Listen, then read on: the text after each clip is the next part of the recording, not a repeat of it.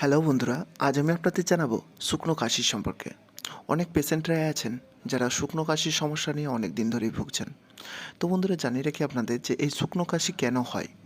শুকনো কাশি হবার অনেকগুলো কারণ আছে, যাদের মধ্যে অন্যতম কারণ হচ্ছে যে আপনার সিওপিডি যে সমস্ত পেশেন্টরা, অর্থাৎ বুকের ফুসফুসের মধ্যে যাদের ইনফেকশন আছে, অর্থাৎ ক্রনিক অবস্ট্রাকটিভ পালমোনারি ডিজিজ যে সমস্ত পেশেন্টদের আছে, তাদের কিন্তু শুকনো কাশি হওয়ার চান্সটা কিন্তু অনেকটা বেশি থাকে। সেকেন্ডলি, যে সমস্ত দর্শক বন্ধুদের বা যে সমস্ত পেশেন্টদের আপনার অ্যালার্জেটিক কাশি হয়, তাদের ক্ষেত্রেও কিন্তু গলাটা খুসখুস করে, শুকনো কাশি হয়।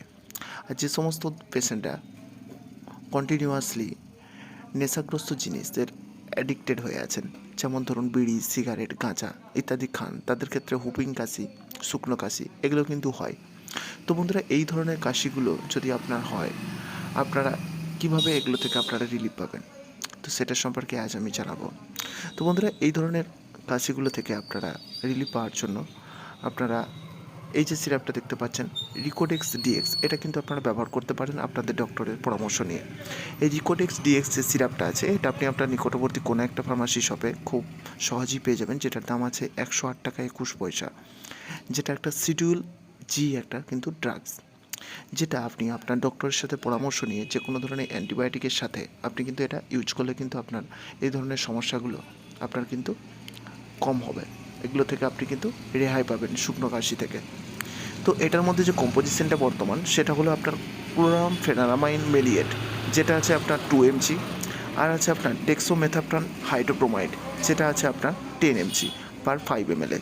তো বন্ধুরা, জানিয়ে রাখি আপনাদের, এই ধরনের শুকনো কাশির যদি সমস্যা হয়, প্রাপ্তবয়স্করা অ্যাপ্রক্স এটা 10 ml করে দিনে 3 বার আপনারা কিন্তু খাবার পর কিন্তু খেতে পারেন। অবশ্যই ডোজটা আপনার ডক্টরের সাথে পরামর্শ নিয়ে বডি ওয়েট অনুযায়ী আপনাকে কিন্তু ডোজটা নিতে হবে।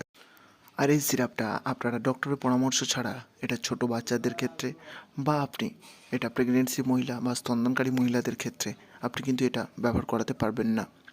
তো বন্ধুরা, জানিয়ে রাখি এই সিরাপটা খাবার পরে সাইড এফেক্টের সম্পর্কে।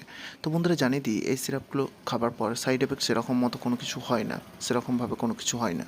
তো অবশ্যই ব্যবহার করার পূর্বে আপনারা আপনাদের ডক্টরের সাথে পরামর্শ নিয়ে তবেই এই মেডিসিনটা ব্যবহার করবেন। তো বন্ধুরা, এই ছিল ছোট্ট একটা তথ্য এই রিকোডেক্স ডিএক্স সিরাপটা সম্পর্কে। তথ্যটা ভালো লাগলে, আপনাদের উপকারে লাগলে অবশ্যই ভিডিওটাতে লাইক করবেন, যতটা পারবেন ভিডিওটা শেয়ার করতে ভুলবেন না। আর যারা এখনও পর্যন্ত চ্যানেলটা সাবস্ক্রাইব করেনি, তারা এরকম ধরনের মেডিসিনের ভিডিও পাওয়ার জন্য প্লিজ চ্যানেলটাকে সাবস্ক্রাইব করে রাখুন, সর্বদা সাপোর্ট করতে থাকুন। সবাই ভালো থাকবেন, সুস্থ থাকবেন, নিজের খেয়াল রাখবেন। জয় হিন্দ, জয় ভারত।